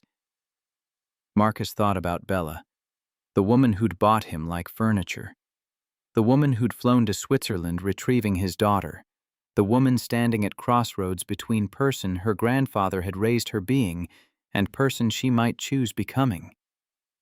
I don't know which way she'll go. Then we prepare for both possibilities. On the 5th night, Marcus found Bella in her home office at midnight. She sat surrounded by documents, her desk covered in contracts and payment records and email chains condemning people she'd worked with for years. Her face carried exhaustion of someone who'd been awake for days confronting truths she'd spent lifetime avoiding. Marcus set the encrypted drive on her desk. I know everything. 73 families here. 347 across 7 states. 6 years of systematic fraud totaling $18.3 million stolen from contractors who couldn't afford lawyers fighting back. Bella stared at the drive like it might explode. Marcus, I have recordings of you and Vivian. Phone conversations where you talk about contractors being too desperate complaining. Where you discuss maintaining system because it's always worked this way. He leaned against her desk, his voice quiet but unyielding. I documented everything for 4 months. Testimony from 41 families, bank records, HR files showing buried complaints, complete prosecutorial case that Department of Justice is ready presenting at federal commission hearing in 3 days. Her composure finally shattered. Bella's hands went to her face, and when she looked up, tears tracked through her makeup. You think I knew about contractors? I have recording of you telling Vivian, we've done this for years. I meant business practices. Bella stopped understanding, crashing over her like cold water. Oh God, They've been using my name, my authority, my grandfather's legacy, all of it stealing from people who had nothing. Marcus pushed the drive closer. I found emails going back 30 years. Your grandfather started this in 1994. Vivian and Silas expanded it. They built empire on theft so systematic it looked like business. He pulled up document on his phone, showed her spreadsheet Isaiah had compiled. 347 families, 18 million stolen. Federal crimes carrying prison time. Bella scrolled through numbers, her breathing becoming shallow. This destroys everything. This destroys corrupt system. There's difference. Marcus straightened, giving her space processing what was coming. Commission hearing is in 3 days. I'm testifying. Isaiah Grant from DOJ will present federal case. Ruth Morrison will corroborate. 41 contractors will tell their stories. And you have choice. What choice? Testify with us, against Vivian and Silas. Get immunity from DOJ by cooperating fully. Be the person who dismantles this instead of the person protecting it. Bella's laugh came out broken. You're asking me betraying my family. I'm asking you choosing between family and justice. Between protecting people who stole millions from families like mine or standing with those families. Marcus moved toward door, then paused. Vivian took Zara from me to destabilize our arrangement. She knew it would break me. She was willing, traumatizing 7-year-old protecting her own interests. That's your family, Bella. That's who you're protecting if you stay silent. He left her alone with evidence, with choice, with person she'd have seeing in mirror for rest of her life depending on what she decided. 2 floors below, in executive suite Vivian had claimed during Bella's absence, different conversation was taking place. Silas Crane sat across from Vivian, both studying same spreadsheet Marcus had shown Bella because, of course, they knew. They'd always known. Morrison gave files to Killian. He's been building case for months. Vivian's fingers drummed against mahogany. DOJ investigator Isaiah Grant has enough filing federal charges. Wire fraud, mail fraud, civil rights violations. They're presenting at Labor Relations Commission in 3 days. Silas's expression remained calm, but his eyes carried hardness of someone who'd spent 3 decades evading consequences. Marcus signed NDA as part of his contract with Bella. If he testifies he violates confidentiality, we can sue for breach, get injunction, maybe force him into silence. And if he testifies anyway, we threaten his custody arrangement. Make clear that defying us means losing his daughter permanently. Cordelia's still willing taking Zara if we need that leverage. Vivian smiled without warmth. And Ruth Morrison. Fire her. Today. Escort her off property. If she doesn't have employment, she loses credibility as witness. We can argue disgruntled former employee with axe grinding. The other contractors. Most are still drowning in debt we created, threaten their remaining credit, their housing, their ability working. Make clear that testifying means losing everything they have left. Silas stood adjusting his suit jacket with precision of someone who'd worn armor his entire life. We've survived worse. We'll survive this. What about Bella? The question hung in air, heavy with implication. Vivian's smile widened. Bella's soft now. She's been playing house with the help. She's emotionally compromised by Carpenter and his daughter. She'll do nothing. Neither noticed small device tucked behind book on Vivian's shelf. Marcus had planted it 3 weeks ago, learning surveillance from YouTube tutorials and desperation. Every word recorded, every threat documented, more evidence for case becoming impossible defending against. In her office, Bella listened to playback on her phone, heard her cousin call her soft, heard them plot destroying Marcus, threaten Ruth, terrorize families who'd already lost everything. Heard contempt in Vivian's voice when she said, "the help." Bella picked up her private phone, not company line, not anything connected to Ashford Global, and made call. I need speaking with someone at Department of Justice. Criminal Division. I'm ready discussing immunity agreement. The federal building conference room filled 2 hours before hearing began. Contractors and their families occupied gallery 73 sets of eyes that had seen too much injustice believing in anything except possibility of witnessing accountability. Media filled remaining seats local news investigative journalists who'd been following stories since rumors started leaking week ago, few national outlets drawn by alleged fraud scale. Marcus sat at plaintiff's table wearing same suit he'd worn signing Bella's contract. Isaiah Grant beside him, 3 boxes of evidence stacked within reach. Ruth Morrison in row behind them, her hands clasped together like prayer or preparation. Vivian and Silas entered with their legal teams, 6 lawyers in suits costing more than Marcus earned in good years. They took positions at defendant's table with confidence of people who'd never lost because system was designed protecting them. 5 commissioners filed in. Chairwoman Sandra Hayes surveyed packed room with expressions suggesting she'd seen this movie before and knew how it ended. Usually with settlements buried in NDAs and justice postponed indefinitely. She was about learning different. Side door opened. Every head turned. Isabella Ashford entered wearing navy suit carrying folder and walked past defendant's table without acknowledging Vivian's stunned face. She sat down at plaintiff's table, next to Marcus, in front of 200 witnesses and every camera in room. Vivian's face went white. Silas leaned over, whispering urgently to their lead counsel. Gallery erupted in confused murmurs. Commissioner Hayes banged her gavel once. Order. This hearing will come to order. She looked at party's configuration with raised eyebrows. Ms. Ashford, you're listed as CEO of defendant company. Can you explain your seating choice?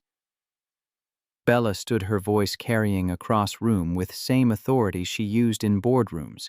I'm here as cooperating witness commissioner.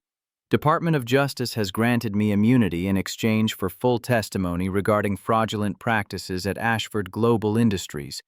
I'm sitting with plaintiffs because that's where I belong. Room exploded. Cameras flashed, reporters shouted questions. Vivian surged to her feet, her carefully maintained composure finally cracking. You can't do this. You're betraying your own family. Bella turned facing her cousin, and Marcus saw a woman who'd bought him replaced by someone harder and clearer. I'm stopping criminal enterprise that operated under my authority. If you call that betrayal, you've confused family with felony. Hayes's gavel came down 3 times before order returned. She fixed Bella with a look that could cut glass. Ms. Ashford, you understand that testimony given here today is under oath and subject to perjury charges if proven false. I do, Commissioner. Then let's proceed. Mr. Killian, you may begin your presentation. Marcus stood. Every eye in room locked onto him. Black Carpenter who'd infiltrated Billionaire's world and emerged with evidence toppling empire. He opened first exhibit and his voice emerged steady.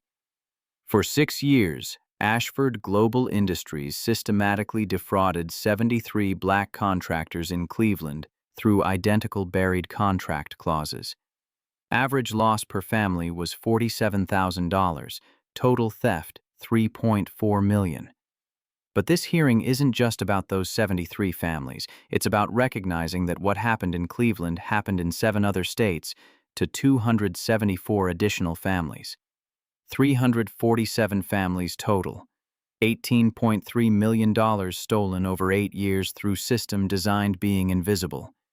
He displayed first contract, Terrence Williams, masonry, promised $100,000, paid $53,000. Clause on page 53 giving Ashford Global unilateral authority determining quality standards. Pattern is consistent across every contract. Pages 1 through 46 look standard, professional, fair.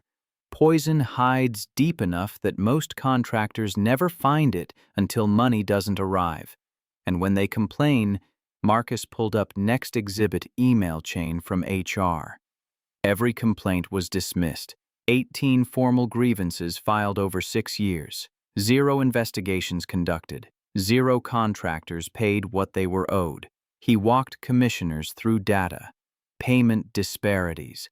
Black contractors averaged 90 to 120 days wait time. White contractors 30 to 45 payment amounts. Black contractors 51,200 average.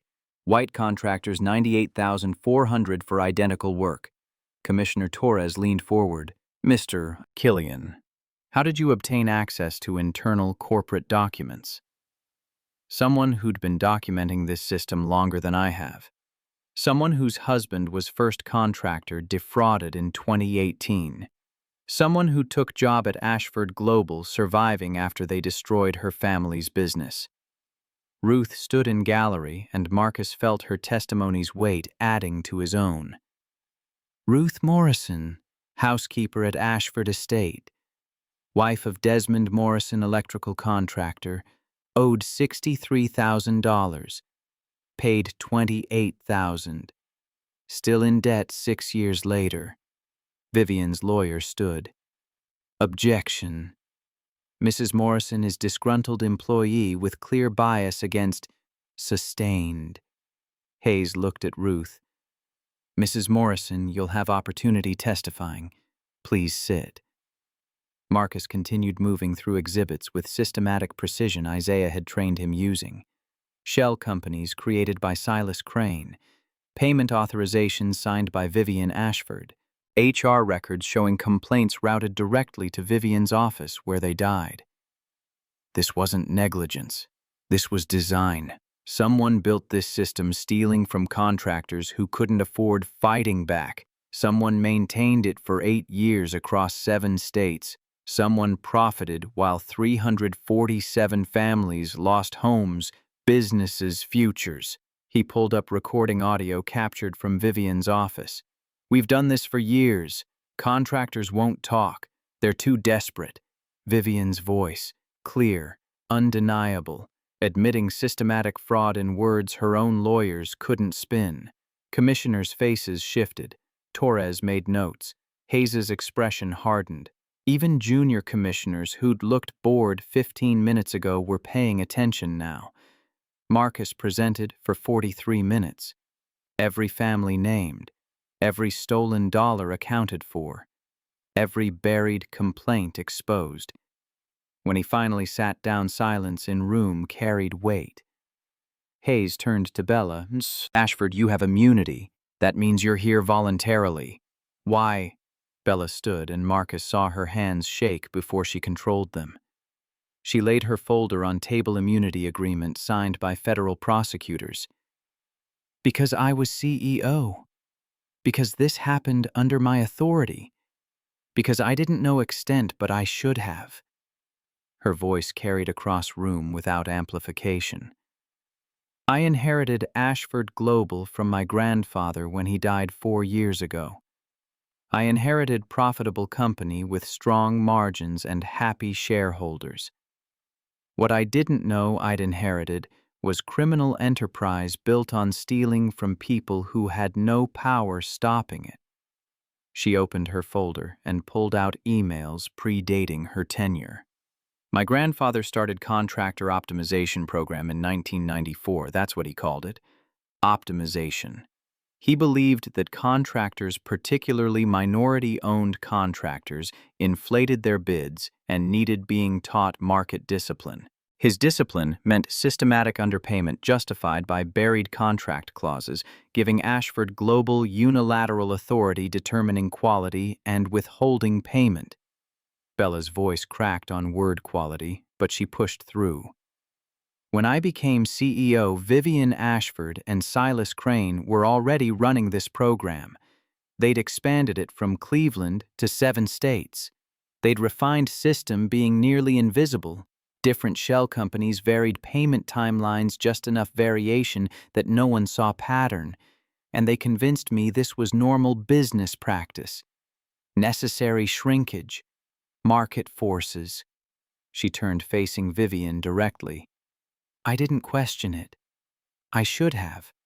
I had all authority and none of courage asking why our contractor costs were consistently below market rates, why HR kept dismissing complaints, why same families kept filing grievances going nowhere.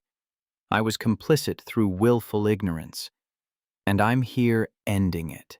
Vivian's lawyers were whispering urgently, but Vivian herself sat frozen, watching her cousin dismantle everything they'd built together. Bella presented internal emails showing payment authorizations, financial records proving shell companies existed solely hiding contractor payments, meeting notes where Vivian and Silas discussed maintaining optimization program because it generated $12.7 million in extra profit over 8 years. $12.7 million. Commissioners wrote that number down. Hayes called for 15-minute recess. Room erupted in conversation. Marcus stayed seated, watching Bella gather her documents with shaking hands. She'd just committed professional suicide. Burned every bridge. Destroyed her own family's legacy standing with people her grandfather had taught her seeing as lesser. When she sat back down, Marcus spoke quietly enough that only she could hear. "Thank you." Bella's eyes were wet, but her voice stayed steady. "Don't thank me. I'm just stopping being the problem." Recess ended. Ruth Morrison took stand not legally required for commission hearing, but Hayes allowed it for record. Ruth told her story in calm voice of someone who'd survived and refused being silenced anymore. Desmond's business destroyed. Their home foreclosed.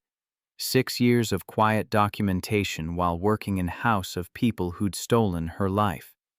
12 contractors followed, each telling variations of same story, promised fair payment, delivered quality work, received half or less of what contract specified, complained and got nowhere, fell into debt they couldn't escape.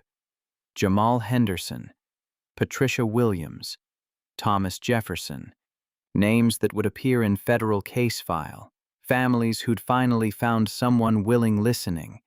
By hour 3, pattern was undeniable. Commissioner Hayes called for final arguments. Isaiah Grant stood, and his voice carried federal law's authority. This commission hearing serves as foundation for federal charges, including wire fraud mail, fraud civil rights violations under Title VII, and potentially RICO conspiracy charges. United States Department of Justice has reviewed evidence presented here today and determined that prosecution is warranted. Ashford Global Industries will enter federal receivership pending criminal proceedings against Vivian Ashford and Silas Crane. We recommend immediate referral to Criminal Division. Hayes conferred briefly with her fellow commissioners. Whispered conversation lasted 90 seconds. When she turned back, her expression carried consequences finally arriving's weight. This commission finds sufficient evidence of systematic fraud and civil rights violations to refer this matter to Department of Justice for criminal prosecution. Ashford Global Industries is hereby placed under federal receivership pending resolution of charges. Court will issue protective orders for all witnesses who testified today. Vivian Ashford and Silas Crane, you have right remaining FBI agents materialized from room sides. Marcus hadn't noticed them waiting. Vivian surged to her feet, her face contorted with rage and disbelief. "You can't do this. You're under arrest." Lead agent was professional efficient. "Vivian Ashford, you're charged with wire fraud, mail fraud, and conspiracy violating civil rights. You have right remaining silent." They cuffed her in front of 200 witnesses. Cameras captured every second. Silas Crane surrendered without resistance, his face finally showing fear as handcuffs clicked around wrists. Gallery erupted in applause. 73 families who'd waited years for this moment, watching people who'd stolen from them, finally face consequences. Hayes's gavel couldn't restore order because order had been destroyed by justice. Marcus sat very still, watching woman who'd bought him 6 months ago systematically dismantle empire that had purchased her own soul. Bella's hands lay flat on table, and he saw them shaking with exhaustion or relief. or terror of having burned her entire world standing in light. Outside news vans broadcast live. Headlines wrote themselves. Contractors filed out carrying vindication instead of anger. Ruth Morrison hugged Desmond, who'd been sitting in gallery weeping since her testimony. Isaiah Grant packed evidence boxes with satisfied efficiency of someone who'd finally won the kind of case reminding him why he'd become lawyer. Marcus found Bella standing alone near windows looking out at Cleveland spread beneath them like city that might forgive or might not. "They'll destroy you for this."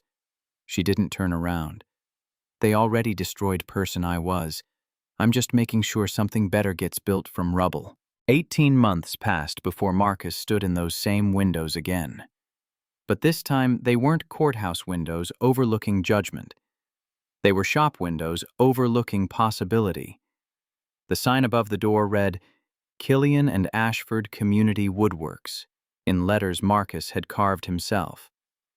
The storefront occupied a reclaimed warehouse in Cleveland's Arts District, 3,000 square feet of workspace, natural light, and the smell of cedar and pine that meant home.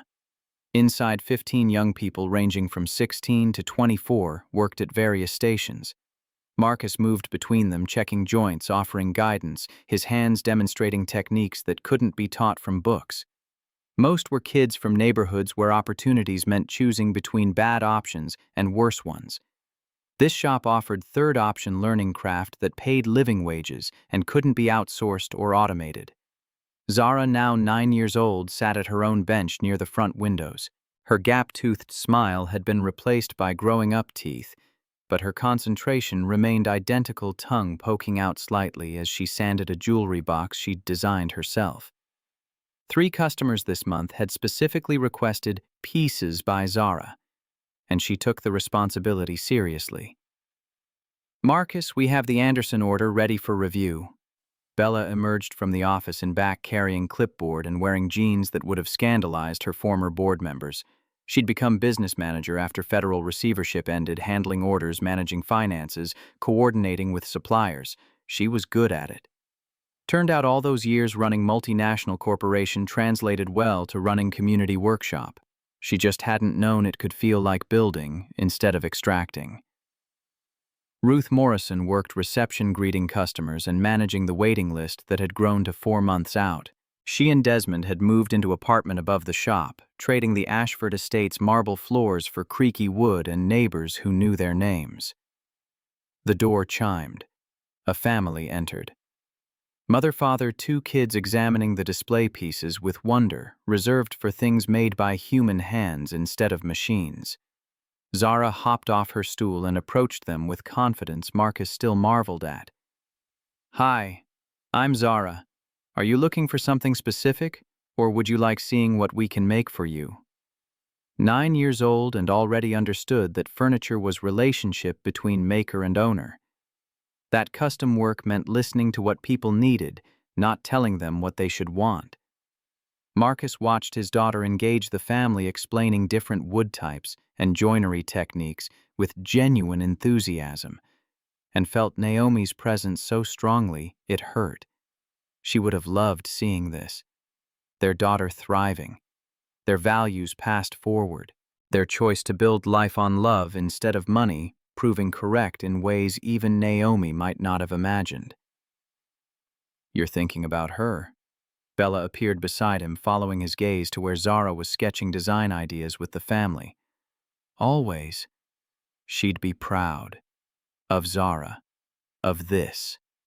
Bella gestured at the workshop at young people learning at walls displaying photographs of the 347 families who'd received restitution from federal case. "Of you." Marcus turned to look at her. 18 months had changed Bella in ways that went deeper than casual clothes and shorter hours. She smiled more, laughed occasionally, had learned that creating something with your hands left you tired in ways that felt satisfying instead of depleting. "And what about you? Any regrets?" Bella considered the question seriously. She'd lost Ashford. Global, lost her position, lost the empire her grandfather built. But she'd gained something harder to quantify: the ability to sleep through night without pills, relationships based on mutual respect instead of fear, purpose that didn't require quarterly earnings reports. Only that I didn't do it sooner. The Anderson order was perfect: dining table and 6 chairs, black walnut hand-rubbed finish that would deepen with age. They loaded it into the shop's truck for delivery. On the way back, Marcus suggested detour.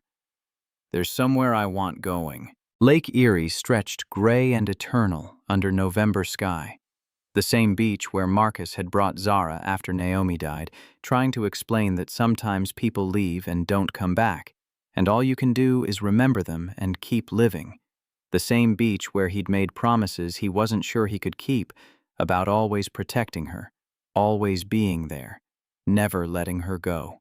Zara ran ahead, her braids flying, searching the shore for interesting stones and driftwood. At 9, she still believed in magic hidden in ordinary things. Marcus hoped she never stopped. Bella walked beside him, hands in her jacket pockets, watching Zara with expression mixing fondness and something else. Regret, maybe, for the child she'd tried buying, for the person she'd been when she thought contracts could replace connection. "Do you ever wonder about it?" Marcus asked quietly. "The baby. What would have happened if things had gone according to plan?" Bella was silent for a long moment. The waves provided soundtrack to thoughts she was organizing. "I think I would have been terrible mother. Not because I'm incapable of love, I know that now, but because I didn't understand that love requires surrender, requires letting someone matter more than control." She looked at him. "You taught me that. You and Zara.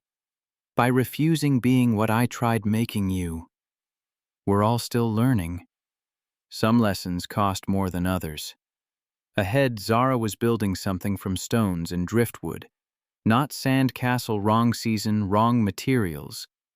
Something else. A structure. A design.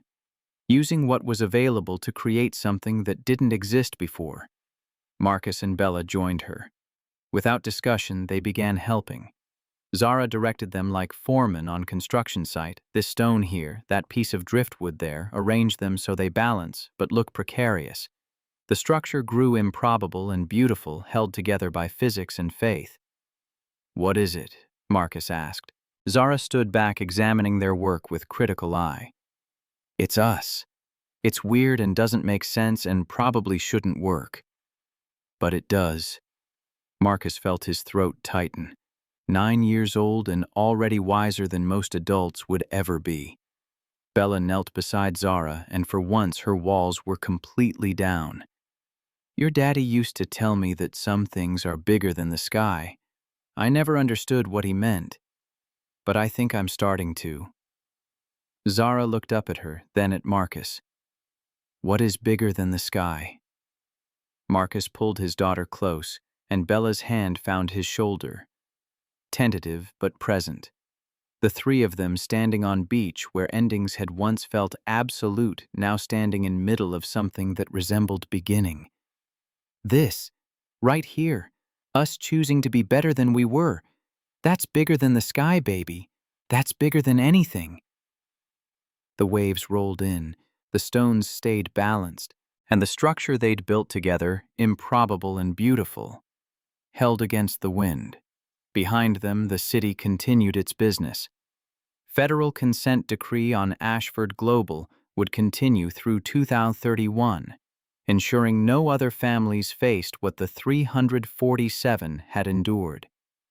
The Naomi Killian Memorial Scholarship had funded 47 students so far, with 30 more enrolled every year. Vivian served 14 months in federal prison. Silas served 6 years. The system that had protected them for 30 years had finally broken. Not because one person fought it, because people chose standing together instead of falling alone. Zara pulled away from Marcus and ran toward the waves, her laughter carrying across the beach like music. Marcus watched her go, his daughter healthy and whole and knowing she was loved beyond measure. Bella stood beside him, and their hands found each other without planning. Not romance exactly, not yet, but connection that acknowledged what they'd survived together and what they might still build. "Thank you," she said quietly, "for not giving up on me being better." Marcus squeezed her hand. "Thank you for proving it was possible." The structure they'd built from stones and driftwood wouldn't survive the next high tide. But that was okay. Some things aren't meant lasting forever. Some things are meant teaching you that even temporary beauty matters, that even improbable connections can hold against wind, that even people who start as buyer and bought can end as builders of something neither could have created alone. Justice delayed had become justice delivered, not perfectly, not completely, but enough to change one corner of the world, enough to protect 347 families and counting, enough to prove that dignity isn't for sale and love can't be contracted, bigger than the sky.